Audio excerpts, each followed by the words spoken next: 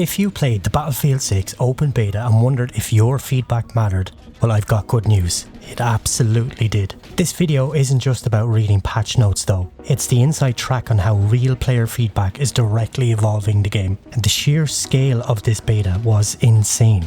The engagement was staggering, with tens of thousands connecting on Discord alone, 30 million hours watched of 600,000 hours total streamed. We're talking record-breaking numbers of players in Battlefield beta history, with over 4.9 billion with a B enemies killed. The devs have a mountain of data and they are using it to refine their vision for the game's launch on the 10th of October. So today we're breaking down exactly what's changing. Alright, let's start with the heart of any FPS, the weapons and the gunplay. The main goal here is to make shooting feel more consistent, rewarding and based on skill. To do that, the developers have made some changes to recoil patterns and tap fire behaviour for all weapons. The idea is to give each weapon a unique feel and clearer range differences, pushing players towards precision aiming over just spraying and praying. It's a move that should raise the skill ceiling and should make gameplay more strategic. Now, I also know what you're thinking, what about that shotgun, right? Yes, the M87A1. They fine-tuned its power, especially at close range, so will now require more pellets to get a kill. They're also still tweaking the overall TTK, which is time to kill, and TTD, which is time to death, to make sure firefights feel fair and competitive. Next up is player movement, which was a huge focus area. The devs felt that some of the slide jump mechanics were making movement a bit too chaotic, so they're dialing it back. The momentum you get from sliding into a jump has been reduced, and if you spam the jump button, your jump height will now be penalised. On top of that, shooting while you're moving or jumping is also going to be less accurate. The goal is simple: reward thoughtful positioning and the use of cover over just relying on rapid, unpredictable movement. I'm sure we've seen a lot of videos of some of the COD sweats that have come over and are putting in crazy movement and crazy kills where you just can't keep up with it, right? That's going to be absolutely eliminated from the game, and I for one am super thankful of that. I don't want any of that BS in Battlefield 6 when it gets launched.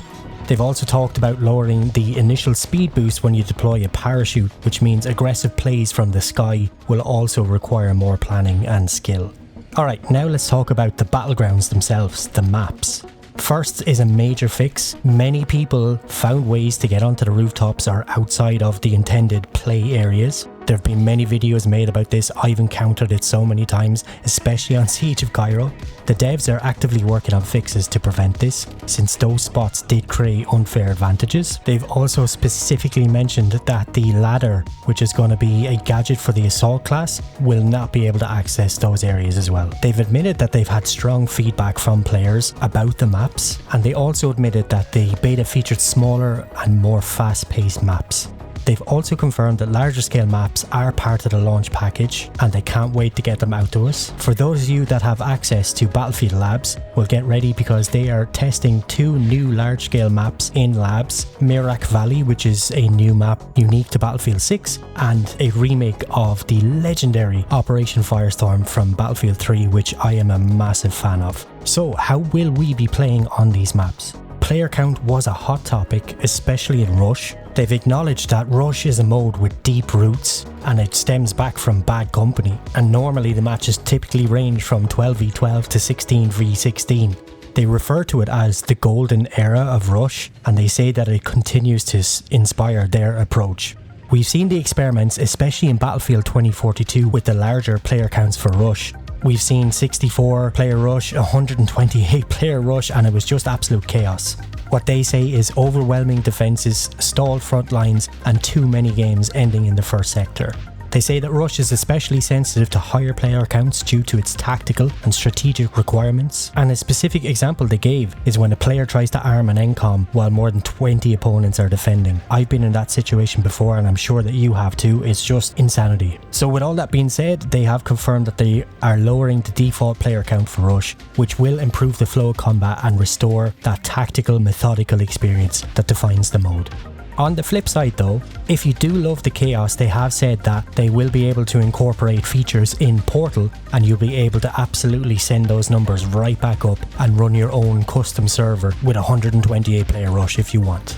In contrast though to Rush, they have said that a mode like Breakthrough does thrive on higher player counts, up to 64 players. So they're going to be using the data from the beta to balance the maps. For what they're aiming for is a 50-50 win rate. You can see that the philosophy is clear. Adapt the player count to the mode, not the mode to the player count.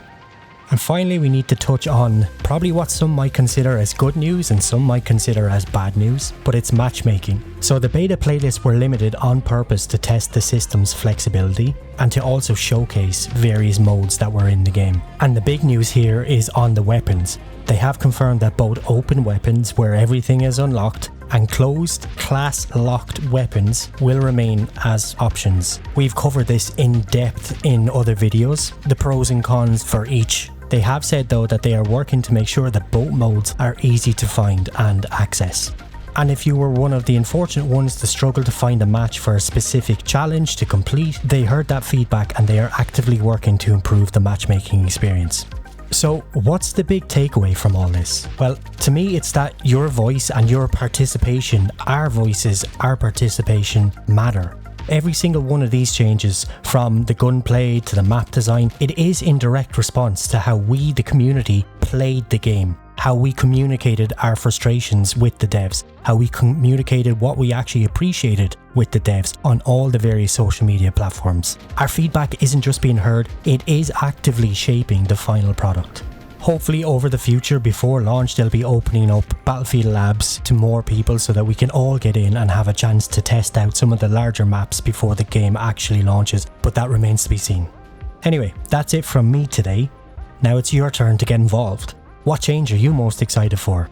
Let me know down in the comments below. If you enjoyed this breakdown, well, make sure to hit that like button. Make sure you also hit subscribe for more deep dives and updates on Battlefield 6. Thank you so much for watching. My name is BucklingOne. I'll see you on the battlefield and I'll see you in my next video.